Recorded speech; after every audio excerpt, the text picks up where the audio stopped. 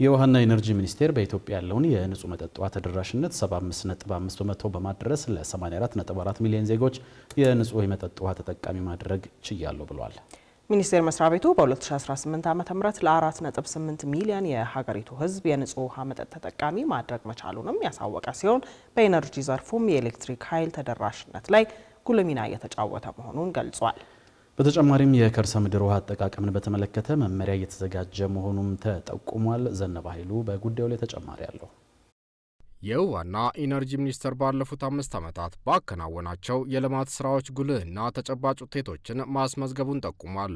ሚኒስቴር መስሪያ ቤቱ ይህንን ያለው የ2018 ዓ.ም የስራ አፈጻጸሙን በገመገመበትና የቀጣይ ዓመት የስራ አቅጣጫን ባመላከተበት ሀገራዊ የውይይት መድረክ ላይ ነው።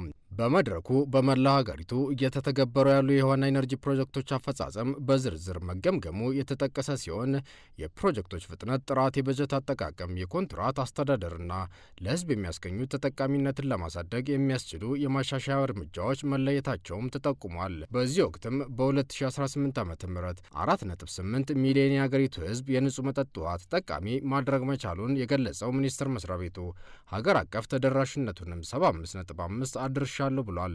84 ሚሊዮን አካባቢ የሚሆን ሕዝብ የንጹህ የመጠጥ ውሃ ወይም ደግሞ ኮንቬንሽናሊ በቧንቧ ወይም በሌሎች እንትኖች ተደራሽ ሆኗል። ከተደራሽነት አንጻር ገና 75.5 አካባቢ ነው ያለ ነው። ከተደራሽነት አንጻር በክልሎች መካከል ሰፊ ልዩነት እንዳለ ያነሱት የውሃና ኢነርጂ ሚኒስተሩ ደግሞ በቀጣይ ይህንን ልዩነት ለማጥበብ መሰራት ያለባቸው ስራዎች መኖራቸውን ነው የጠቀሙትም። በመጠጥ ውሃው ዘርፍ ከ76% በላይ የምናደርሰው ወይም አድርሰናል ብለን የምናስበው የውሃ ሽፋን በክልሎቻችን መካከል ደግሞ ያለው ልዩነት ትንሽ ስራ ይፈልጋል።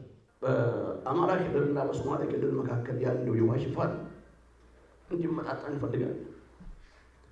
በኦሮሚያና በጋምቤላ መካከል ያለው እንዲመጣጣን ይፈልጋል። በአዲስ አበባና በቶጎ ጫሌ መካከል ያለው እንዲመጣጣን ይፈልጋል።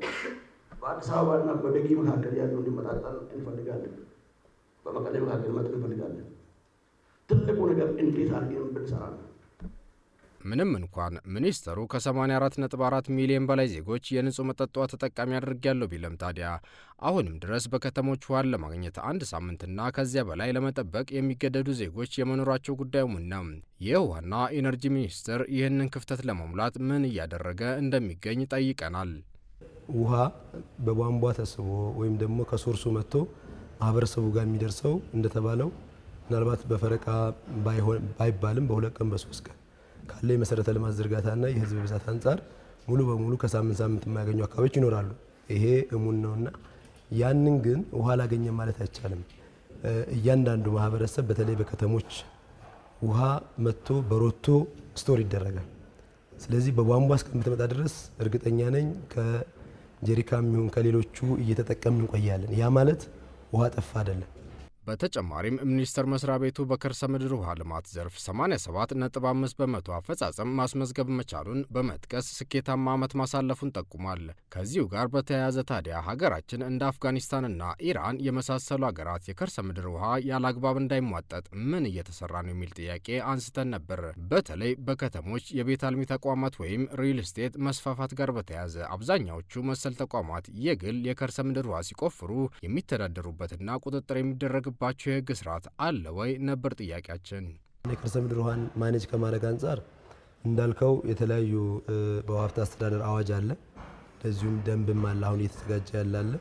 እንዴት ነው እያንዳንዱ ማህበረሰብ እንዳልከው ፋብሪካዎች የሚሆኑ ሌሎች የውሃ ተጠቃሚዎች የከርሰ ምድርን ውሃን እንዴት ይጠቀማሉ የሚል መመሪያ አለ። እሱን ከክልሎች ጋር በጋራ በመሆን ሬጉሌት የማድረግ ስራዎች እየተሰሩ ነው ያሉት። ግን 100% ያንን ተወጥተናል ስንል አሁንም የሚቀሩ ነገሮች አሉ።